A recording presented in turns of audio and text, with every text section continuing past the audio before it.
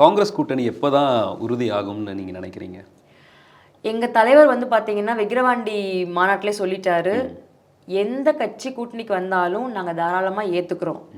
கூட்டணிக்கு வர்றதை மட்டும் ஏத்துக்க போறதில்ல, ஆட்சியிலையும் பங்கு, அதிகாரத்திலையும் பங்குன்னு தெளிவா சொல்லிட்டாரு.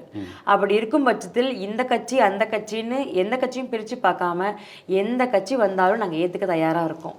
ஒரு கட்சி ஆட்சி அமைக்குது, அவங்க மட்டுமே ஆட்சி அமைக்கல, கூட்டணிகள் எல்லாம் சேரும்போது தான் ஒரு ஆட்சி அமைக்கப்படுது.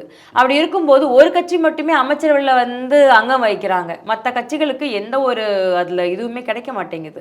எங்கள் தலைவர் கரெக்டான ஸ்டாண்டில் கொண்டு வராரு. நாங்கள் வரும்போது எங்களோட கட்சி மட்டும்தான் அமைச்சரவையில் பங்கு வகிக்கும் இல்லை, எங்கள் கூட வர்றவங்க எல்லாத்தையுமே நாங்கள் வந்து கௌரவிப்போம், முன்னுரிமை கொடுப்போம், ஆட்சியிலையும் பங்கு அதிகாரத்துலையும் பங்குங்கிறாரு.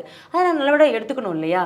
அப்போ இதெல்லாம் சொல்லியுமே ஏன் வர மாட்டேங்கிறாங்க? அப்போ வருவாங்க, வரமாட்டாங்க. நம்ம உடனே நம்ம அரசியல் தேதியை அறிவிக்கல இல்ல சார், அறிவிக்கும் போது வருவாங்க. நீங்க சொல்றபடி பார்த்தா முன்னுரிமை தர கட்சிகள் தாராளமா வரணும். முன்னுரிமை இருந்தா இந்த கட்சியை தேடி வந்திருக்கணும்ல, இப்போ வரைக்குமே ஏன் வரல?